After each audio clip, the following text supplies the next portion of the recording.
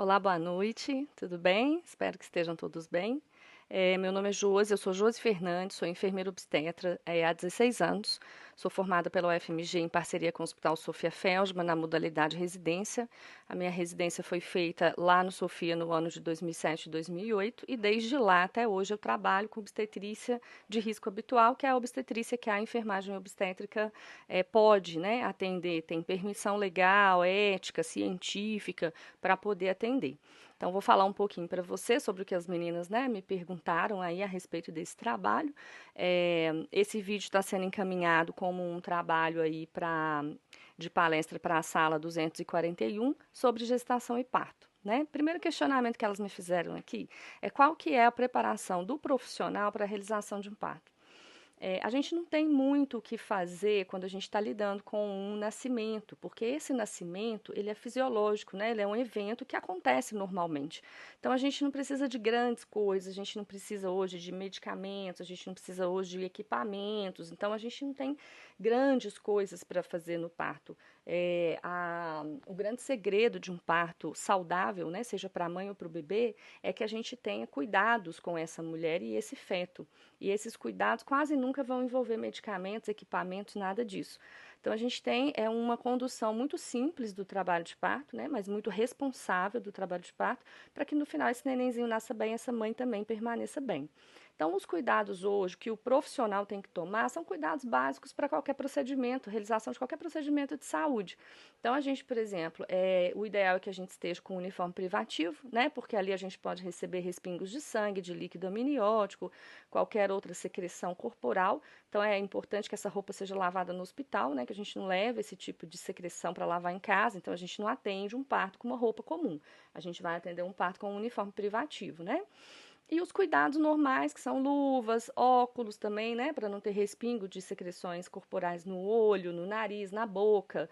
Então, o cabelo preso, né? Hoje a gente não pode usar nenhum tipo de adorno. Então, eu estou aqui com esses adornos, mas quando eu estou de plantão, eles não ficam comigo, né? Então, que a gente tenha esse cuidado sobre a contaminação. Tanto a gente contaminando a gestante e o bebê, quanto também fluidos da gestante ou secreções da gestante vindo até a gente. Então, essa preparação é que é a preparação importante, tá? Tudo lembrando que tudo que a gente usa no parto são materiais, né, estéreis, então a gente precisa de compressa estéreo. Se a gente for usar qualquer outro aparato ali, isso tudo é feito em técnica estéreo. E isso é importante para a manutenção da saúde da paciente, né, e do bebezinho dela. Outra coisa, estão perguntando aqui qual é a técnica usada para fazer o parto normal, parto natural e a cesariana. Então, a gente tem uma diferença entre parto normal e parto natural que não deveria acontecer, porque é a mesma coisa, né? Existe uma forma de nascer hoje, é qual? Um parto normal. Esse é o nome. Ah, mas e quem nasce de cesariana? Bom, quem nasce de cesariana não teve um parto, teve uma cirurgia para retirada do neném, né? Então, cesariana não é parto, não é via de parto. Cesariana é uma cirurgia que, por alguma necessidade, seja da mãe ou do bebê, ela é realizada para interromper a gravidez. Então, não é um parto, é só uma cirurgia mesmo. Agora, entre o parto normal e natural, isso veio muito do período que a gente veio tratando de humanização para cá, né? É relativamente recente essa essa fala de humanização no parto, né? É porque antigamente os partos eram feitos de qualquer jeito, né? Com muito maltrato ali da mulher, com muito medicamento, às vezes até sem precisar, muitas intervenções, às vezes também sem precisar. E quando a gente entra com as questões de humanização do parto, a gente tira isso tudo. A gente vem com uma assistência mais acolhedora, mais gentil, né? Para a mulher, para o bebê. A gente está ali mais para o que a mulher precisar e não para ficar fazendo coisas com ela, né? Para apressar o parto, para acelerar o nascimento. Isso não é necessário e, segundo o Ministério da Saúde, a Organização Mundial de Saúde, isso é até perigoso. Então, a gente não deve fazer essas coisas. A gente está ali mesmo acompanhando a evolução natural desse nascimento. Isso seria o parto normal. Tá? Então, tecnicamente, não tem diferença entre parto normal e parto natural, é o mesmo parto. Mas contemporaneamente, vamos falar assim, dentro aí de uma linha do tempo, a gente vai dizer que desde que a gente vem falando de humanização do parto, de tratar a mulher com um pouco mais de gentileza, né, de humanidade, de carinho, o parto natural seria esse mais acolhedor, com menos uso de medicamento, menos uso de intervenções, menos uso de equipamentos, né? Uma forma mais natural de receber esse bebê e de deixar que essa mulher tenha essa experiência de parto, o que é muito mais saudável, claro. Tá? Mas tecnicamente eles não têm diferença. Aqui a gente vai ter um parto que o neném nasce, né? Então o neném participa desses movimentos para o nascimento. É um parto um pouco mais lento, um pouco mais demorado, mas é um parto mais saudável, em que o resultado de saúde da mãe e do bebê geralmente é muito bom. Então, a gente tem poucos adoecimentos e poucos óbitos por causa dessa via de parto, que é o parto normal ou natural. Já a cesariana é uma cirurgia com todos os riscos de uma cirurgia, a começar de reações anestésicas, né? Porque a gente é obrigatório que se faça uma anestesia para cesariana, porque ninguém consegue passar por uma cirurgia, né, sem ser anestesiado. Isso traz grandes riscos. A cirurgia em si traz outros riscos, né, como lesão de órgãos internos, quando se corta ali o que não se quer cortar, acidentalmente, perda de sangue em grande quantidade. A perda de sangue aí de uma cesariana é o dobro do que se perde de sangue num parto normal, pode chegar aí a 1 litro de sangue dentro do que é esperado. Então, a gente não está falando de hemorragia, a perda esperada numa cesariana já é 1 litro de sangue, isso faz muita falta na nossa circulação, então expõe também a mulher ao risco, né? E a gente tem as complicações também pós-operatórias. Entre elas, a mais preocupante são as infecções pós-operatórias, né? Então, as infecções puerperais, que são infecções que vêm logo no período pós-parto, quando a paciente realiza uma cesariana, elas são muito mais frequentes, elas são muito mais comuns e podem deixar muito mais sequelas, tá? Mas a gente também tem riscos associados à saúde do bebê, do feto, dependendo de qual é a técnica de nascimento, se é um parto normal ou se é uma cirurgia. E todo evento que vem de nascimento a partir de uma cirurgia, ele é mais arriscado também para o bebê, tá? Outra coisa, gente, que eles perguntaram aqui, quais são os cuidados com o bebê, né, durante o parto? Na verdade, um neném que não nasceu, ele se chama FET, no neném, que é a vitamina K, né, uma injeçãozinha que a gente dá na perninha do neném, então isso a gente já dá antes de subir com esse neném para a enfermaria. E se for um parto durante o dia, ele já vai receber aí 2 doses das primeiras vacinas, né? Então, as 2 primeiras vacinas ele já recebe ali logo no período pós-parto. Quando esse parto acontece à noite, esse neném vai receber essas vacinas amanhã de manhã. Mas o banho mesmo, a gente deixa só para daí 6 horas. É importante que o neném não tome banho antes disso, para que ele possa absorver algumas secreções que ele tem na pele, e essas secreções são lotadas de anticorpos. E esses anticorpos é o que vai proteger esse neném aí nos primeiros meses de vida, junto com o aleitamento materno, das doenças do ambiente, né? Porque ele ainda não tem imunidade própria, ele está começando as vacinas agora, não ficou doente, então ele não desenvolveu aí anticorpo de memória para nada. Então, essas substâncias que estão na pele do neném são muito importantes para que proteja ele. Por isso a gente não dá o banho mais. Hoje tem neném que inclusive vai para casa sem tomar banho. A mãe fala: "Ah, não, não quero dar banho para deixar que eu dou lá em casa". Então o neném fica 24 horas sem o banho, mas a recomendação da Organização Mundial de Saúde e Ministério da Saúde é o banho após 6 horas, tá? Muitas pessoas perguntam assim: "Ah, Josi, mas e se eu der o banho depois de 12?" Não. Depois de 6 horas, não tem problema nenhum. Você pode dar a hora que você quiser. Ou você dá com 6, ou dá com 7, ou dá com 24, você que sabe. Agora, o que não pode é dar antes de 6 horas, para que a gente não retire da pele do neném esses anticorpos que ele precisa absorver. Tá certo? Então, os cuidados com a mãe e com o neném na sala de parto são esses, para que eles possam subir para a enfermaria e aí ficar lá em observação até completar o período de 24 horas, se for um parto normal, ou de 48 horas pós-parto, se for uma cirurgia cesariana, tá bom? É uma experiência aqui em relação ao alto risco, né? O normal, gente, é que nós, enfermeiros obstetras, a gente não atenda pacientes de alto risco. Então, a gente não faz nem pré-natal de alto risco e a gente também não atende parto de alto risco. Não com autonomia, sob a nossa responsabilidade, né? Às vezes é ali o enfermeiro supervisor do plantão, mas o enfermeiro obstetra, ele trabalha com gestantes e bebês de risco habitual.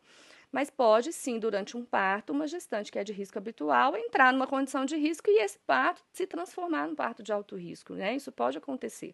Então, o que que eu mais pego, tá? Vou colocar para vocês aqui 2 experiências, são as que eu mais peguei na minha vida profissional.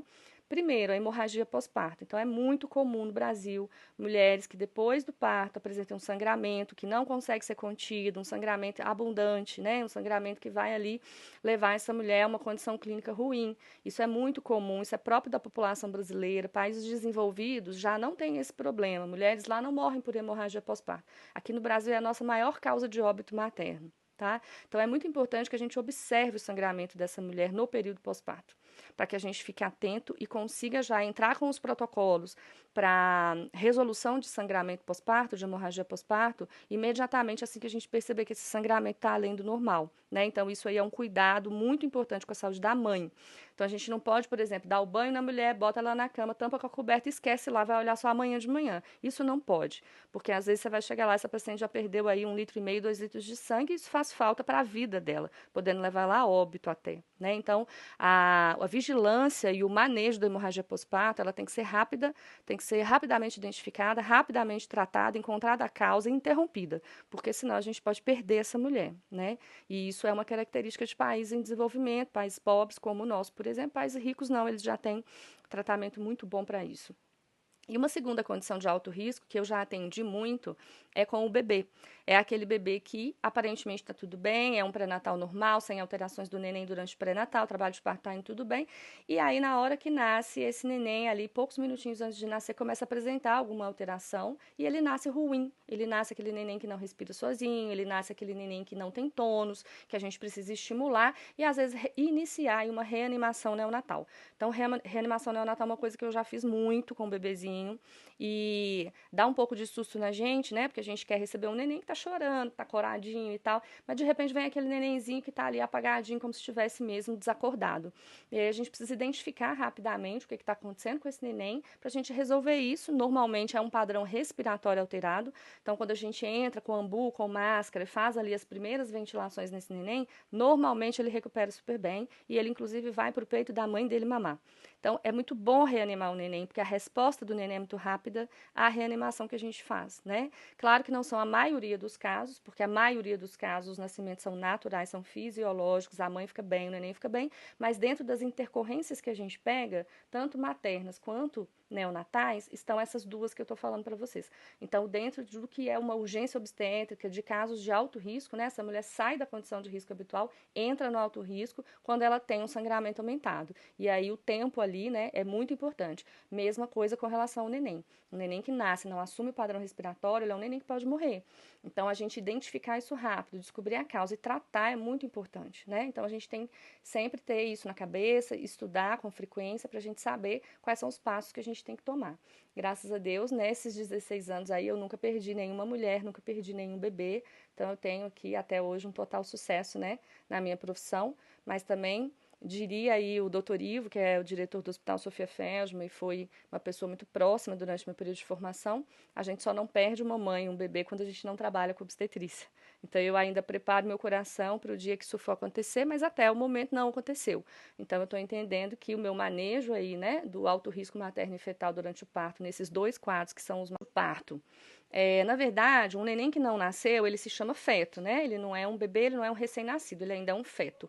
Então, a gente precisa monitorar clinicamente esse bebê dentro do abdômen, dentro do útero da mulher, durante o trabalho de parto, porque existem, sim, acontecimentos que podem estar presentes no momento do trabalho de parto, então, ou seja, antes do parto, que podem acometer a saúde do neném.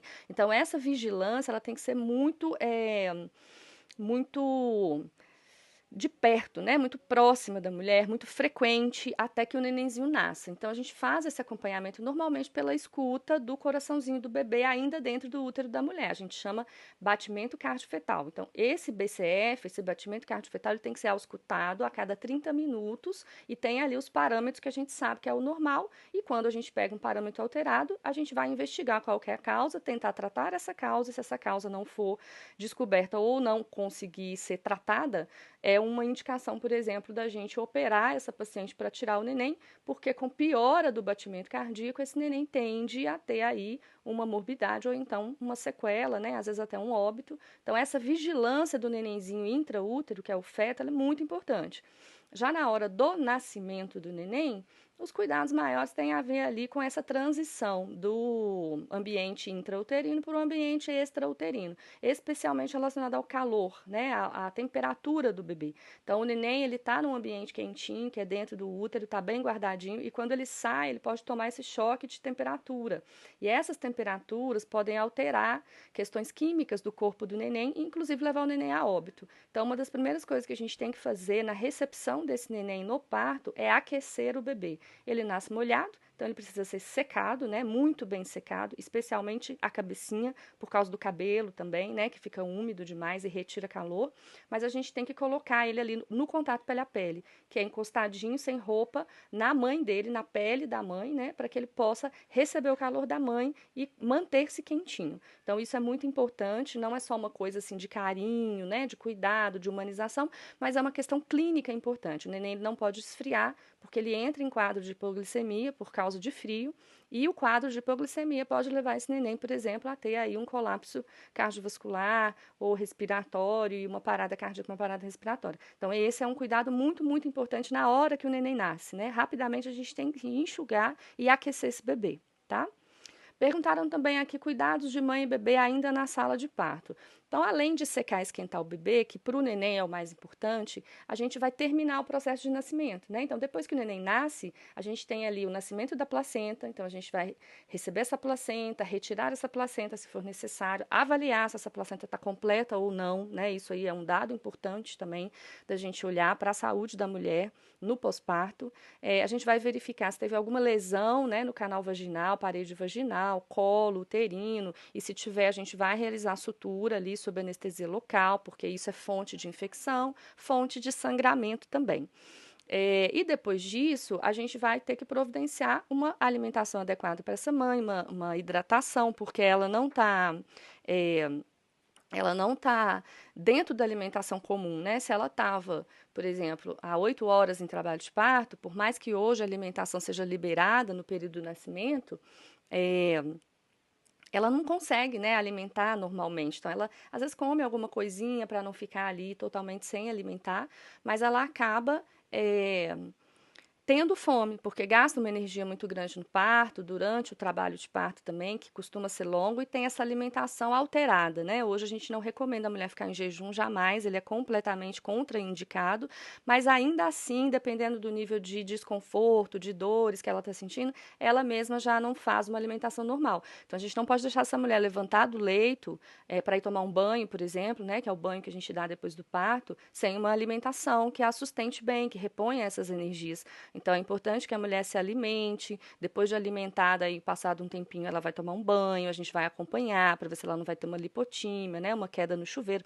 Então, a equipe de enfermagem tem que estar do lado o tempo todo. Esse cuidado é muito importante, né? Para que ela se vista adequadamente. Depois a gente pega esse bebezinho e sobe lá para o andar de enfermaria, que é onde eles ficam esperando até a alta pós-parto. E o neném, hoje a gente não dá banho no neném assim que o neném nasce, né? Mas tem alguns cuidados que a gente precisa fazer.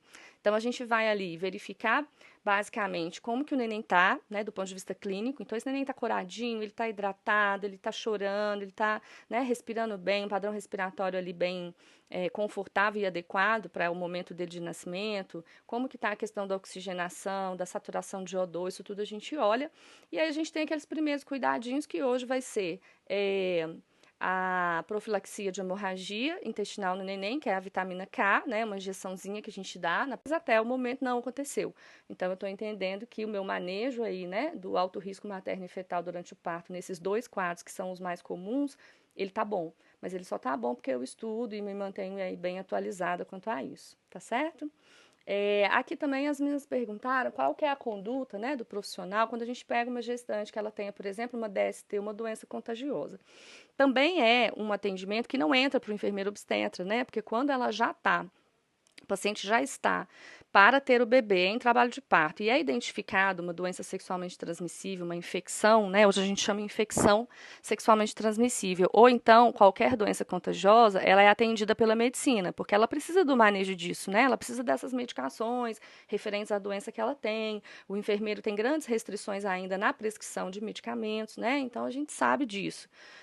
Mas normalmente qual que é os cuidados profissionais que a gente vai ter vai depender da doença que a mulher tem, né? Se é uma doença que transmite por contato, a gente vai usar todo o EPI, que é para precaução de contato, né? Se é uma doença respiratória, então a gente vai usar aí a proteção individual para doenças respiratórias.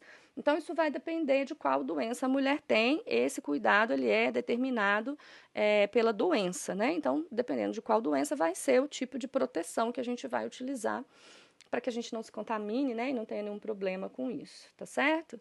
Pessoal, espero ter acrescentado aí no conhecimento de vocês, né? Fico feliz que vocês estão estudando um pouquinho de obstetrícia. Eu acho que todo mundo devia saber disso, né? Esse assunto, ele não é um assunto da área da saúde, ele é um assunto da área da vida de todo mundo, né? Porque quem não tem neném ainda vai ter, e quem não vai ter, a irmã vai ter, a tia vai ter, a prima vai ter, a amiga vai ter. Então é um assunto assim de importância social, né? E eu gosto muito de compartilhar discussões sobre obstetrícia, principalmente para ensinar leigos, né, a cuidar da sua saúde, da sua gestação, do seu parto, do seu bebê. Isso é muito importante. Então, agradeço o convite às meninas, espero ter colaborado com o trabalho e um grande abraço para vocês todos, os professores aí. Tudo de bom, tá? Tchau, tchau, obrigada.